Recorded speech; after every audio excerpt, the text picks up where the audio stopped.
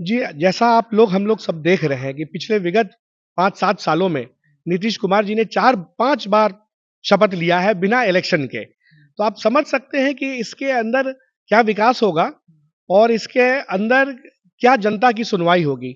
आज आप देखेंगे कि छात्र के मुद्दे चल रहे हैं बीपीएससी को लेके, उनको बर्बरता से पीटा गया। आज आप देखते हैं आंगनवाड़ी बहनें जब आती हैं प्रदर्शन उन्हें पीटा जाता है। आप देखते हैं कि जितने ऑपोजिशन के लोग हैं इस बात पे चुप रहते हैं। तो ये है कि प्रशांत जी ये अपने मन से उठा नहीं रहे हैं। जो आप कल विधानसभा के अंदर जिस तरह से नीतीश कुमार जी ने तेजस्वी यादव जी की तरफ कुछ इशारा किया, कहना चाहा, तो उनकी मानसिक हालात हम कोई खराब ढंग से नहीं कहना चाह रहे हैं। हम कहना चाह रहे हैं कि उनका केयर होना चाहिए। वो हमारे मुख्यमंत्री रहे हैं। दूसरा कि मुख्यमंत्री हैं तो बहुत सारी दायित्व है उनके ऊपर। तो क्या उस दायित्व को निर्वहन करने के लिए कि उनकी स्थिति सही है?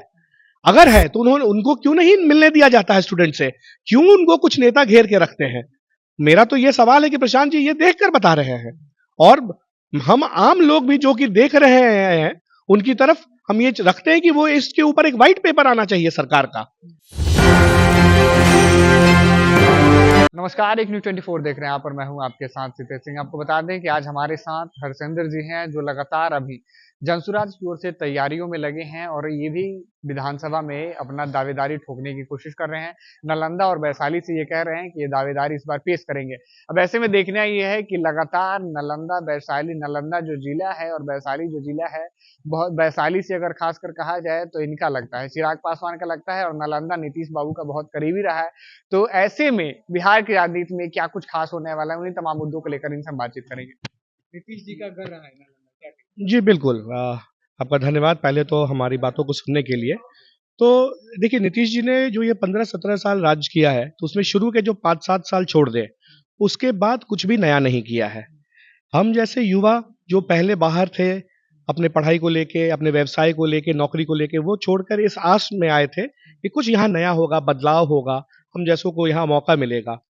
पर वो कुछ भी नहीं रहा। उसके बाद अब एक नया हमें होप, एक हमें नया दिशा दिख रहा है प्रशांत किशोर जी के नेतृत्व में।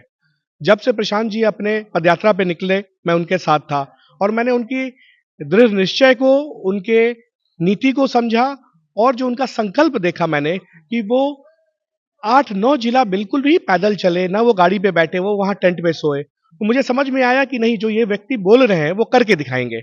इस कारण मैं इनके साथ जुड़ा हूँ। और रही आगे की बात, तो मैं एक कहावत कहना चाहूँगा कि if in democracy if you do not participate, be ready to be ruled by inferiors. तो मुझे लगता है प्रशांत जी का एक ये भी मुहिम है कि अच्छे लोगों को राजनीति से जोड़ना, लोगों के अंदर राजनीतिक व्यवस्था के अंदर जोड़ने का आशा देना कि नहीं, अभी एक इमेज बन गया है कि अगर कोई पॉलिटिशियन है तो वो करप्ट ही है, अगर कोई नेता है तो वो खराब ही है। उस चीज़ को ये बदलने का काम ये जन सुराज करेगी। तो ये एक पार्टी से ज़्यादा एक मुहिम है, एक सोच है, लोगों के अंदर राजनीतिक व्यवस्था की तरफ दोबारा विश्वास लाने का एक कार्यक्रम है। नीतीश कुमार का घर रहा है, नीतीश कुमार के विकास के ऊपर क्या कहिएगा? लगातार 20 सालों से बिहार की सरकार में। जी, जैसा आप लोग हम लोग सब देख रहे हैं कि पिछले विगत 5-7 सालों में नीतीश कुमार जी ने 4-5 बार शपथ लिया है बिना इलेक्शन के। तो आप समझ सकते हैं कि इसके अंदर क्या विकास होगा और इसके अंदर क्या जनता की सुनवाई होगी। आज आप देखेंगे कि छात्र के मुद्दे चल रहे हैं बीपीएससी को लेके, उनको बर्बरता से पीटा गया। आज आप देखते हैं आंगनवाड़ी बहनें जब आती हैं प्रदर्शन उन्हें पीटा जाता है। आप देखते हैं कि जितने ऑपोजिशन के लोग हैं इस बात पे चुप रहते हैं। तो इसका कारण मुझे तो आप मीडिया वाले भी बताएं कि क्यों, क्या है? क्यों किसी को प्रदर्शन नहीं किया जा रहा है? क्या आज के डेमोक्रेसी में प्रदर्शन करना खराब है? ठीक है, जो लोग अगर सरकारी चीज़ों को तोड़ते हैं या किसी को हताहत करते हैं, उन पे एक्शन होना चाहिए। बट जो शांतिपूर्ण ढंग से अपनी बातों को रखना चाहते हैं, तो क्या एक प्रदेश का मुख्यमंत्री अपने युवाओं से मिलेगा तक नहीं? एक ही मांग प्रशांत जी ने रखा था, गांधी मैदान में जब सत्याग्रह के लिए वो बैठे थे, कि भाई हमारे मुख्यमंत्री एक बार बात सुन ले, उसके बाद जो वो फैसला लेंगे हम उसका आदर करेंगे। आपने प्रशांत जी की बात कही। प्रशांत जी लगातार नीतीश कुमार के मानसिक हालात के ऊपर सवाल उठा रहे हैं। क्या सच में नीतीश कुमार की मानसिक हालात सही नहीं है? अब आप ये देखें कि प्रशांत जी ये अपने मन से उठा नहीं रहे हैं। जो आप कल विधानसभा के अंदर जिस तरह से नीतीश कुमार जी ने तेजस्वी यादव जी की तरफ कुछ इशारा किया, कहना चाहा, तो उनकी मानसिक हालात हम कोई खराब ढंग से नहीं कहना चाह रहे, हम कहना चाह रहे हैं कि उनका केयर होना चाहिए। वो हमारे मुख्यमंत्री रहे हैं। दूसरा कि मुख्यमंत्री हैं तो बहुत सारी दायित्व है उनके ऊपर, तो क्या उस दायित्व को निर्वहन करने के लिए कि उनकी स्थिति सही है? अगर है तो उन्होंने उनको क्यों नहीं मिलने दिया जाता है स्टूडेंट से? क्यों उनको कुछ नेता घेर के रखते हैं?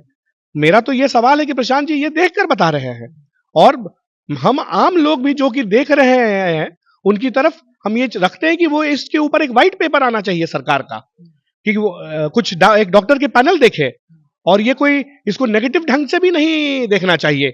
जो भी समाज में बुराई हो रहा है उसके तरफ प्रशांत जी अपना इशारा कर रहे हैं, अपना समर्थन कर रहे हैं, चाहे युवा का हो, चाहे प्रदेश की राजनीति की तरफ हो, या मुख्यमंत्री के रवैये और व्यवहार की तरफ हो। जिस तरह से कुछ बातें मुख्यमंत्री जी ने रखा है, मैं वो बोलना नहीं चाहूंगा, आप भी उससे सरोकार रखते होंगे। क्या वो बातें रखना जायज थी? क्या उस तरह से हमारी औरतों बहनों को कहना कि पहले क्या हाल थी आज से, क्या वो सही है? ये मुख्यमंत्री जी के पहले के बयान आप देख लें, मुख्यमंत्री जी काफी व्यवहार कुशल रहे हैं, पर अब जो विगत 1-1.5 सालों में उनका तरीका है वो बिल्कुल ही विरुद्ध है उसके। तो ये सवाल तो बिल्कुल सबके मन में उठ रहा है, और यही नहीं, चौक चौराहे पे ये बात हो रही है, जिसको प्रशांत जी ने रखने का बात किया। प्रशांत जी जो लोगों की बात है उसको रखने का काम कर रहे हैं। अगर नहीं है तो सरकार खंडन करे, व्हाइट पेपर निकाले, इसमें उनकी सरकार है, उनको रोका किसने है? तो ये थे हमारे साथ हरसिंदर जी, जिनसे हमने बातचीत की। नीतीश कुमार की ये घर से आते हैं। कहा जा रहा है कि नीतीश कुमार के जितने भी काम हैं उनको इन्होंने तमाम चीजों का रखा। खासकर अगर नीतीश कुमार की मानसिक हालात पे अगर बात करें, जिस पर भी उन्होंने अपनी प्रकाश डाली। ऐसे में देखना यह है कि बिहार में राजनीतिक समय है और इसी साल बिहार विधानसभा का चुनाव भी होना है। सारी पार्टियां अपनी अपनी ओर से दाव पेच लगाना शुरू कर दी हैं और बिहार की राजनीति में इस बार फेरबदल की भी उम्मीदें हैं। अब ऐसे में देखना यह है कि क्या बिहार की जनता को कोई नया चेहरा मिलेगा या फिर जो पुराने चेहरे हैं वही बरकरार रहेंगे। अभी के लिए फिलहाल इतना ही, देखते रहेंगे न्यूज़ 24।